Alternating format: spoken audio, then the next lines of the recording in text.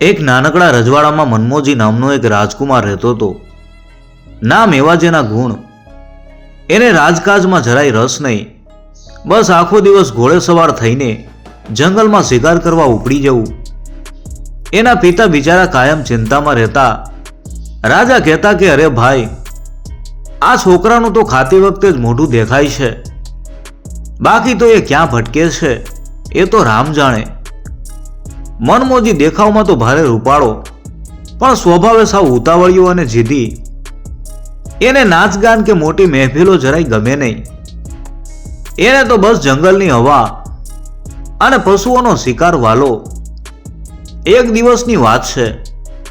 કુંવર પોતાના ઘોડા ઉપર સવાર થઈને ગાઢ જંગલમાં ખૂબ ઊંડે નીકળી ગયો.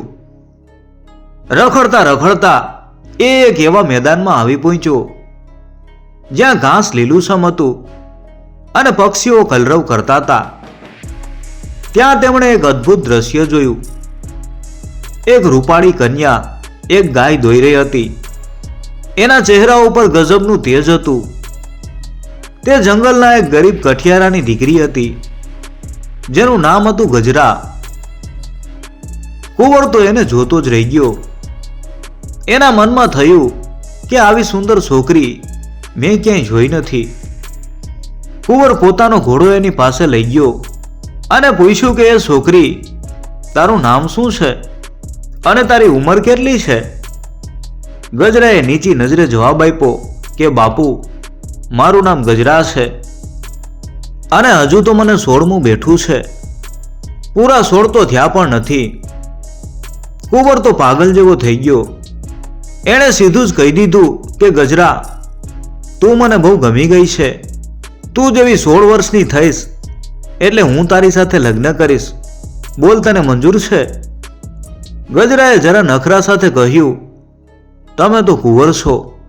સાંભળ્યું છે કે તમે બહુ ઉતાવળિયા છો. તમારી સાથે પરણતા પહેલા મારે વિચાર તો કરવો પડે ને.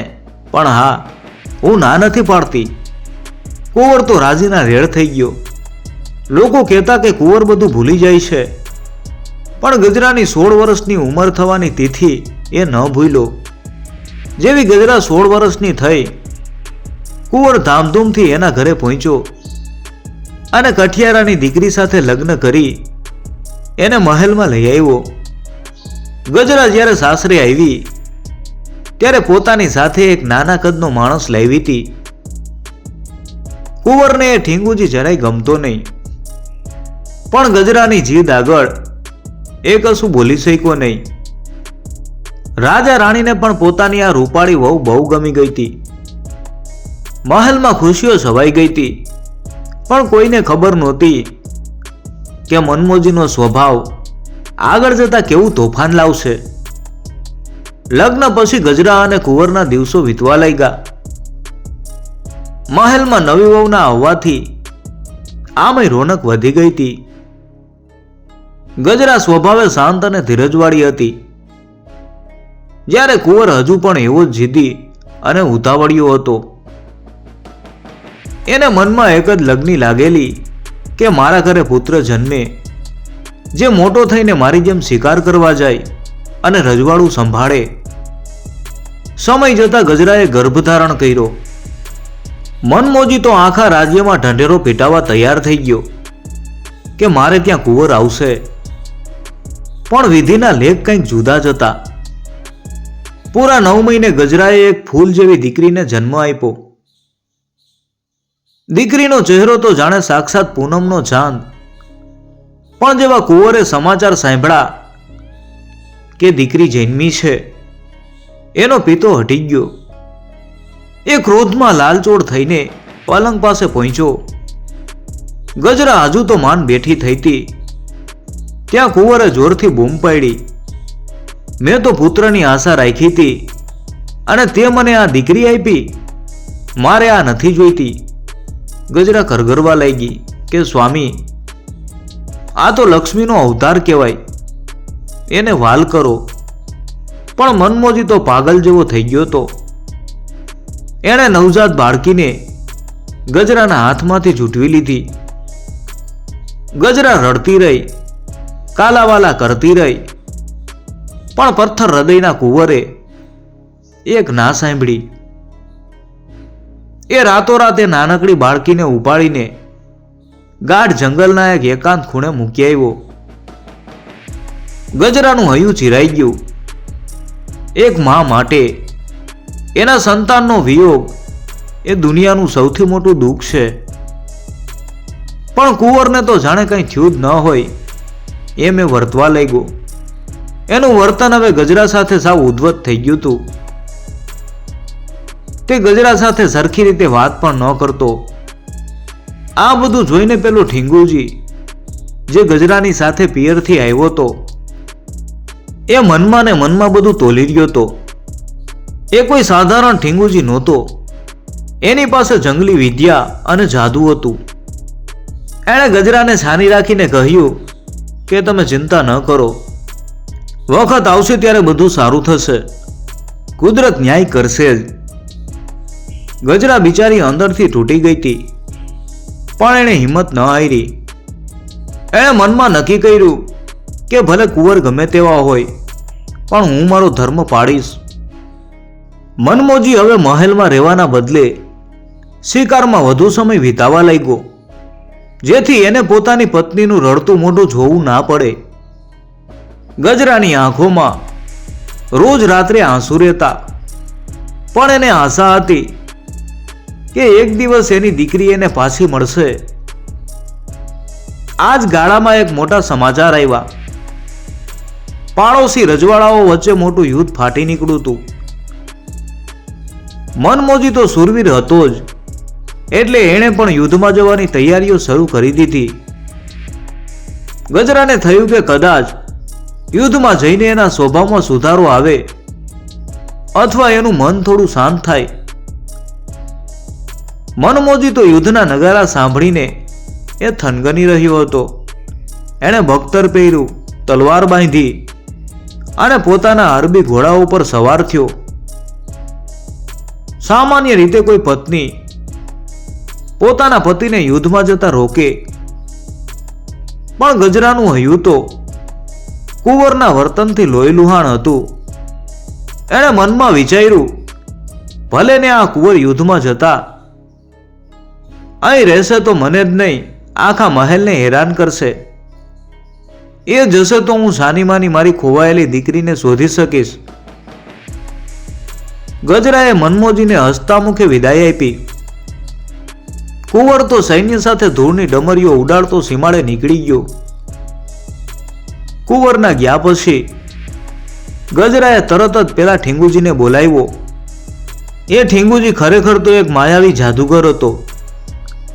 ગજરાએ એને વિનંતી કરી, એ ભાઈ, મારો ધણી તો પાષાણ હૃદયનો નીકળો, પણ મારો જીવ મારી બાળકીમાં અટવાયેલો છે. ગમે તેમ કરીને મારી દીકરીને શોધી લાવ. ગજરાએ રાજ્યમાં ગુપ્ત રીતે જાહેર કર્યું કે જે કોઈ રાજકુમારીની ભાળ લાવશે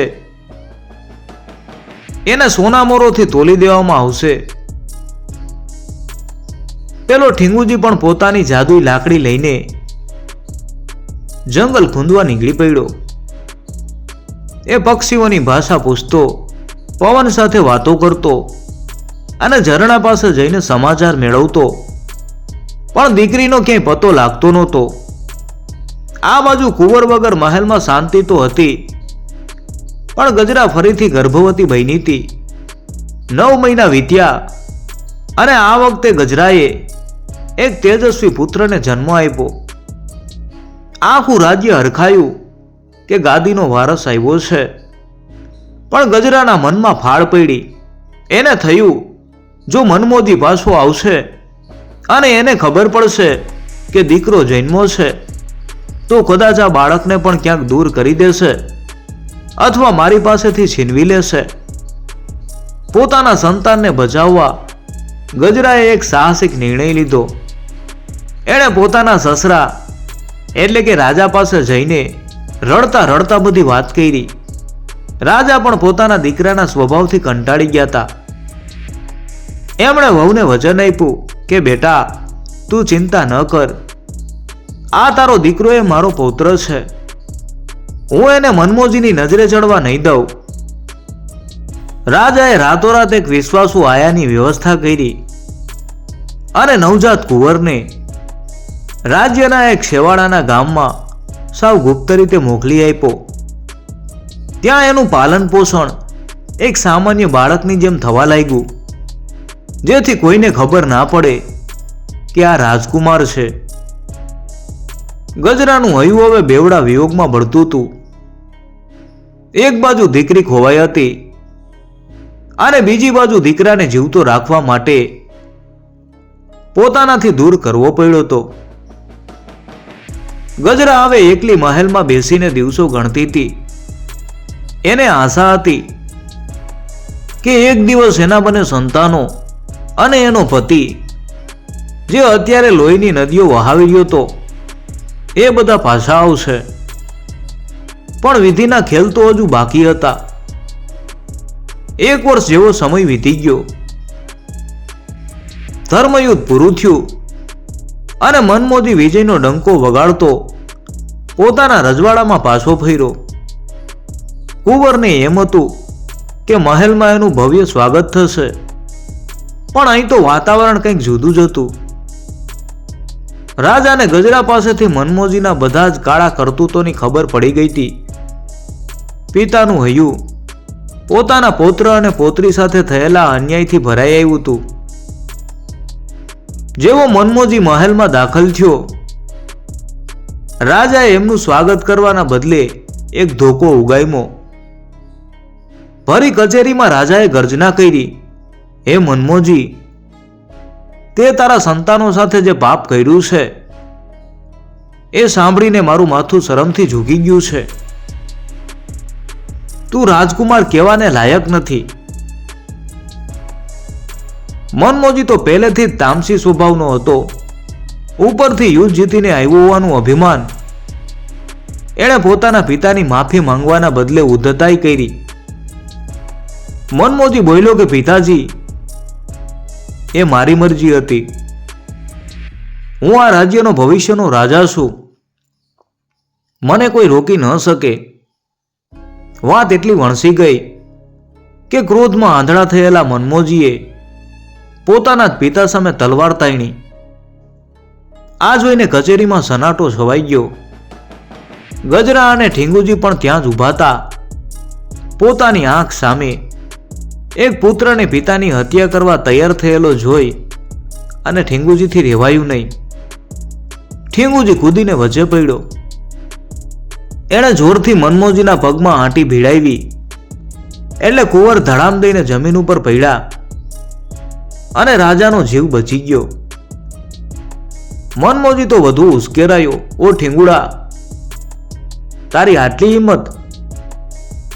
આજે તો તારી ચટણી કરી નાખીશ. એમ કહી મનમોજી તલવાર લઈને ઠીંગુજી પાછળ પડ્યો. ઠીંગુજી ભાગ્યો અને કુંવર એની પાછળ. દોડતા દોડતા બંને મહેલના પાછળના બગીચામાં પહોંચ્યા. ઠીંગુજી ચપળતાથી એક મોટા ઝાડ ઉપર ચડી ગયો. મનમોજી નીચે ઊભા રહીને ગાળો બોલતા હતા. ત્યાં ઠીંગુજીએ ઉપરથી કૂદકો માર્યો અને સીધો કુંવરના ખભા ઉપર સવાર થઈ ગયો. ઠીંગુજીએ મનમોજીનો ડાબો કાન પકડીને એવો જોરથી મરડ્યો કે કુંવરની ચીસ નીકળી ગઈ. કાનમાંથી લોહી વહેવા લાગ્યું. પછી ઠીંગુજી એના કાનમાં એક એવો મંત્ર ભણ્યો કે આકાશમાં વીજળી કડકી. ઠીંગુજીએ શાપ આપ્યો કે તારું હૃદય પશુ જેવું કઠોર છે તો જા, હવે તું માણસ મટીને પશુ જ બની જા. જોત જોતામાં મનમોજીના શરીર ઉપર લાંબા કાળા વાળ ઉગવા માંડ્યા. એનું મોઢું લાંબુ થઈ ગયું અને પલવારમાં એક ખૂંખાર રીંછ બની ગયો. એ રીંછ ડરનું માર્યું જંગલ તરફ ભાગી છૂટ્યું. મહેલમાં ખબર પડી કે કુંવર તો રીંછ બનીને જંગલમાં ભાગી ગયા છે. ગજરા સ્તબ્ધ થઈ ગઈ. ભલે કુંવર ખરાબ હતા, પણ હતા તો એના પતિ. પણ હવે પાછા વળાય એમ નહોતું. ઠીંગુજીએ ગજરાને આશ્વાસન આપ્યું કે બહેન, એને એના કર્મોની સજા મળી છે. હવે આપણે તમારી દીકરીને શોધવા ઉપર ધ્યાન આપીએ. મનમોજી તો રીંછ બનીને જંગલની ઝાડીઓમાં અદૃશ્ય થઈ ગયો. પણ હવે ગજરાના જીવનનું એક જ લક્ષ્ય હતું, પોતાની દીકરીને પાછી મેળવવી. ઠીંગુજીએ ગજરાને વચન આપ્યું હતું કે એ દીકરીને શોધીને જ જમશે. ઠીંગુજીએ પોતાની જાદુ વિદ્યાનો ઉપયોગ શરૂ કર્યો. તેણે જંગલના પશુ પક્ષીઓ સાથે ગોષ્ઠી કરી, પવનની લહેરોમાં દીકરીની સુગંધ શોધી અને અંતે તેને એક આશાનું કિરણ દેખાયું. ખરેખર તો જે દિવસે કુંવર દીકરીને જંગલમાં એકલી મૂકી આવ્યો હતો, તે જ દિવસે જંગલની એક દયાળુ પરી ત્યાંથી પસાર થતી હતી. રડતી બાળકીને જોઈ પરીનું હૃદય દ્રવી ઉઠ્યું. એણે વિચાર્યું, આ નિર્દોષ બાળકીને જંગલી જનાવરો ફાડી ખાશે. પરીએ બાળકીને ઊંચકીને પોતાની જાદુઈ દુનિયામાં લઈ ગઈ હતી. તેણે દીકરીને રાજકુમારીની જેમ ઉછેરી, એને સંસ્કાર આપ્યા અને કુદરતના ખોળે એને મોટી કરી. ઠીંગુજી ભટકતો ભટકતો એ પરીના રહેઠાણ પાસે પહોંચ્યો. તેણે પરીને વિનંતી કરી, હે દયાળુ દેવી, આ બાળકી એક દુઃખી માતાની છે, જેમાં વર્ષોથી એક પણ રાત સુખેથી ઊંઘી નથી. હવે એનો અન્યાય પિતા પણ સજા ભોગવી રહ્યો છે. કૃપા કરીને આ દીકરીને એની મા પાસે જવા દ્યો. પરી ઠીંગુજીની સચ્ચાઈ જોઈને પ્રસન્ન થઈ. તેણે દીકરીને ઠીંગુજી સાથે મોકલવાની રજા આપી. જ્યારે ઠીંગુજી દીકરીને લઈને મહેલમાં આવ્યો, ત્યારે ગજરાની ખુશીનો પાર ન રહ્યો. વર્ષો પછી મા દીકરી એકબીજાને ભેટીને ચોધાર આંસુએ રડી પડ્યા. દીકરી હવે એક સુંદર અને સમજુ કિશોરી બની ગઈ હતી. ગજરાને લાગ્યું કે જાણે એના જીવનનો અડધો વનવાસ પૂરો થયો. પણ હજુ એક કામ બાકી હતું, પોતાના દીકરાને પાછો લાવવાનું. ગજરાએ રાજાને વિનંતી કરી કે હવે સમય આવી ગયો છે કે આપણા કુળનો દીપક ઘરે પાછો આવે. રાજાએ જે ગામમાં કુંવરને સંતાડ્યો હતો ત્યાં સંદેશો મોકલ્યો. થોડા દિવસોમાં ગજરાનો દીકરો, જેનું નામ પ્રતાપ રાખવામાં આવ્યું હતું, તે મહેલમાં પાછો ફર્યો. પ્રતાપ અત્યંત બળવાન અને ચતુર સ્વભાવનો યુવાન હતો. એને જોઈને આખું નગર હરખાઈ ગયું. આમ ગજરાના બંને સંતાનો હવે એની નજર સામે હતા. મહેલમાં ફરીથી હાસ્ય ગુંજવા લાગ્યું. પણ એક ખૂણે ગજરાને હજુ પણ પેલા રીછ બની ગયેલા પતિની ચિંતા થતી હતી. તે વિચારતી, શું એ ક્યારેય પાછા આવશે? શું એમના પાપનું પ્રાયશ્ચિત પૂરું થયું હશે? વર્ષો વીતતા ગયા અને સમયના વહેણ સાથે ગજરાના દુઃખના વાદળો પણ વિખેરાવા લાગ્યા. પ્રતાપ હવે 20 વર્ષનો નમણો અને તેજસ્વી યુવાન બન્યો હતો. એનામાં એના પિતા જેવી બહાદુરી હતી, પણ એના સંસ્કાર એની માતા ગજરા જેવા હતા. તે પ્રજાપ્રિય હતો, ગરીબોનો બેલી હતો અને અત્યંત બુદ્ધિશાળી હતો. ગજરાએ એને ક્યારેય એના પિતાના કરતૂતો વિશે સાચી વાત નહોતી કરી. તેણે તો પ્રતાપને એમ જ કીધું હતું કે બેટા, તારા પિતા તો મોટા ધર્મયુદ્ધમાં શહીદ થયા છે. રાજા હવે ખૂબ ઘરડા થયા હતા. એમણે વિચાર્યું કે હવે રાજગાદીનો ભાર આ તેજસ્વી પૌત્રને સોંપી દેવો જોઈએ. એમણે પ્રતાપના રાજ્યાભિષેકની તૈયારીઓ શરૂ કરાવી અને ગજરાને રાજમાતાનું સન્માન આપ્યું. આખું નગર શણગારાયું, ઘરે ઘરે તોરણો બંધાયા અને ચારે બાજુ મંગળ ગીતો ગવાવા લાગ્યા. રાજ્યાભિષેકના 2 દિવસ બાકી હતા ત્યારે પ્રતાપને શિકાર કરવાની ઈચ્છા થઈ. એને શિકારનો શોખ તો હતો, પણ તે કોઈ નિર્દોષ પશુને હેરાન નહોતો કરતો. એ તો માત્ર હિંસક પશુઓથી પ્રજાને બચાવવા જંગલમાં જતો. પ્રતાપ પોતાના ઘોડા ઉપર સવાર થઈને એ જ ગાઢ જંગલમાં પહોંચ્યો જ્યાં વર્ષો પહેલા એના પિતાજી મનમોજી રીંછ બનીને ભટકતા હતા. જંગલમાં ફરતા ફરતા પ્રતાપની નજર એક વિચિત્ર રીંછ ઉપર પડી. આ રીંછ બીજા જંગલી જનાવરો જેવું નહોતું. એના શરીર ઉપર ઘણા ઘા હતા અને એનો ડાબો કાન સહેજ તૂટેલો હતો. આ રીંછ પ્રતાપને જોઈને ભાગવાના બદલે એની સામે આંસુ સારવા લાગ્યું. પ્રતાપને નવાઈ લાગી કે આવું હિંસક પશુ રડે એ કેવી રીતે? પણ એણે વિચાર્યું કે કદાચ આ રીંછ કોઈ માટે જોખમી બની શકે. પ્રતાપે હિંમત કરી, ઝાડ ફેંકી અને એ રીંછને જીવતું પકડી લીધું. એણે મનમાં નક્કી કર્યું કે મારા રાજ્યાભિષેકના દિવસે હું આ અજીબ રીંછને નગરના લોકોને બતાવીશ.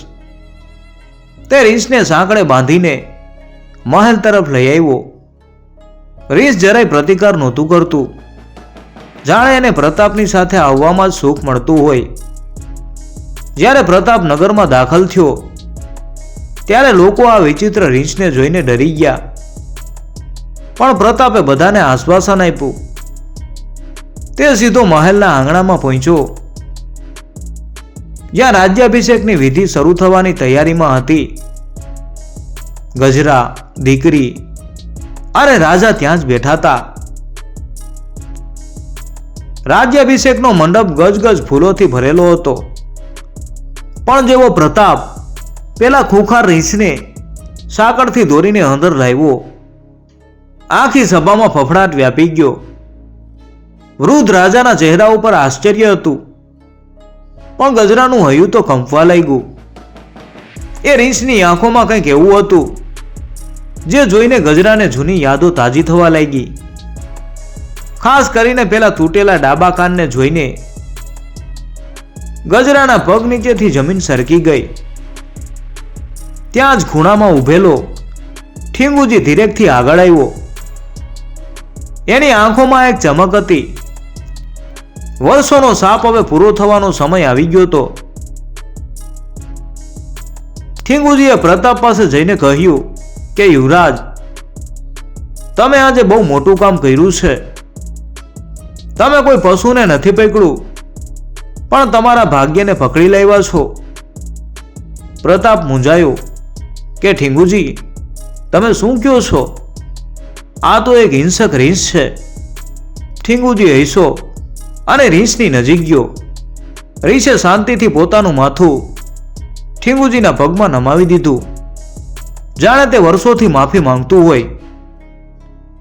ઠીંગુજીએ રીંછના કાનમાં ધીરેકથી મંત્ર ભણવાનું શરૂ કર્યું અને પ્રતાપને આદેશ આપ્યો, બેટા પ્રતાપ, હવે આ સાંકળો ખોલી નાખ અને ડૈરા વગર આ રીંછને પ્રેમથી ભેટી પડ. ગજરા ચીસ પાડી ઉઠી, ના પ્રતાપ, એ જનાવર તને ફાડી ખાશે. પણ ઠીંગુજીએ હાથ ઊંચો કરીને ગજરાને શાંત પાડી અને બોલ્યો કે રાજમાતા, તમે વિશ્વાસ રાખો. આ એ જ છે જેમને તમે વર્ષોથી ગુમાવ્યા છે. આ રીંછનું રૂપ ધરીને બેઠેલા તમારા સ્વામી મનમોજી છે. આ સાંભળતા જ આખી સભામાં સનાટો છવાઈ ગયો. પ્રતાપ તો સ્તબ્ધ થઈ ગયો. એણે તો સાંભળ્યું હતું કે એના પિતા યુદ્ધમાં શહીદ થયા છે. ઠીંગુજીએ ફરી કહ્યું, પ્રતાપ, તારા પિતાએ બહુ પાપ કર્યા હતા એટલે એમને પશુ બનવું પડ્યું. પણ વનવાસમાં એમનું હૃદય પીગળું છે. જો તું એમને પ્રેમથી ભેટીશ તો જ આ જાદુઈ સાપ તૂટશે. પ્રતાપે પોતાની માતા સામે જોયું. ગજરાની આંખોમાં આંસુ હતા, પણ મનમાં શ્રદ્ધા હતી. પ્રતાપે હિંમત કરીને સાંકળો ખોલી નાખી. જેવો પ્રતાપ પેલા રીંછને ભેટી પડ્યો, ત્યાં જ એક તેજસ્વી પ્રકાશ ફેલાયો. રીંછના શરીર ઉપરના વાળ ખરી પડ્યા અને પલવારમાં ત્યાં એક આધેડવયનો પ્રતાપી માણસ ઊભો હતો. એ બીજું કોઈ નહીં પણ મનમોજી પોતે હતા. એમની આંખોમાંથી ગંગા જમના વહેતી હતી. વર્ષોના પશુ અવતારે એમના અહંકારને ઉગાડી નાખ્યો હતો. મહેલના ચોકમાં આજે જે દ્રશ્ય સર્જાયું હતું એ જોઈને કુદરત પણ હરખાઈ ગઈ. વર્ષો સુધી રીંછના ચામડામાં કેદ રહેલા મનમોજી હવે મુક્ત હતા. એમનો પેલો જૂનો અહંકાર, ક્રોધ અને જીદી સ્વભાવ ક્યાંય ઓગળી ગયા હતા. શુદ્ધ થયેલા ચોનાની જેમ તે હવે સાવ નિખાલસ દેખાતા હતા. મનમોજી સૌથી પહેલા પોતાના વૃદ્ધ પિતાના પગમાં જઈને પડ્યા. એમનો સાથ ગળગળો થઈ ગયો હતો કે પિતાજી, મને માફ કરો. મેં પુત્ર હોવા છતાં તમારા ઉપર તલવાર ઉઠાવી હતી. આ પશુ અવતારે મને સમજાવ્યું કે સત્તા અને શક્તિ કરતા સંબંધો અને સંસ્કાર વધુ કિંમતી છે. રાજાની આંખો પણ ભીની થઈ ગઈ. એમણે પોતાના દીકરાને ઊભો કરીને અહીંયા સરસો ચાંપ્યો. ત્યારબાદ મનમોજી પોતાની પત્ની ગજરા પાસે ગયા. ગજરા તો હજુ પણ જાણે સપનું જોતી હોય એમ ઊભી હતી. મનમોજીએ નીચું જોઈને કહ્યું કે ગજરા, તે કેટલું સહન કર્યું છે. મેં તારી પાસેથી તારા સંતાનો છીનવ્યા, તને દુઃખ આપ્યું, છતાં તે આ ઘરને સાચવી રાખ્યું. જો આજે તે અને ઠીંગુજીએ ધીરજ ન રાખી હોત તો હું કદાચ જંગલમાં જ પશુ બનીને મરી ગયો હોત. ગજરાએ હસતા મુખે પોતાના પતિને સ્વીકાર્યા, કારણ કે ધીરજવાન સ્ત્રી માટે એનો પતિ સુધરીને પાછો આવે એ જ સૌથી મોટી જીત હતી. મનમોજીએ પોતાની દીકરીના માથે હાથ ફેરવો અને પોતાના બહાદુર દીકરાને ફરી એકવાર ભેટી પડ્યા. આખું નગર મનમોજી રાજાની જયના નાદથી ગુંજી ઉઠ્યું. ઠીંગુજીએ મરક મરક હસતા કહ્યું કે બાપુ, હવે તમે સાચા અર્થમાં મનમોજી બન્યા છો, જેનું મન મોજીલું પણ પવિત્ર છે. એ જ દિવસે પ્રતાપનો રાજ્યાભિષેક ધામધૂમથી કરવામાં આવ્યો. મનમોજીએ પોતે પોતાના હાથે પુત્રના કપાળે તિલક કર્યું અને રાજગાદી સોંપી. હવે મહેલમાં કોઈ કલેશ નહોતો, કોઈ ભેદભાવ નહોતો. મનમોજીએ શિકાર કરવાનું કાયમ માટે છોડી દીધું અને પ્રજાની સેવામાં મન પરોવ્યું. ઠીંગુજી પણ મહેલમાં સન્માનપૂર્વક રહેવા લાગ્યો અને ગજરા રાજમાતા તરીકે સુખેથી દિવસો વિતાવવા લાગી. આ વાર્તા આપણને શીખવે છે કે માણસનો ક્રોધ અને અહંકાર એને પશુ બનાવી દે છે, જ્યારે પ્રેમ અને માફી તેને ફરીથી સાચો માણસ બનાવે છે. ધીરજ અને સચ્ચાઈનો માર્ગ હંમેશા કઠિન હોય છે, પણ એનું પરિણામ હંમેશા મીઠું હોય છે.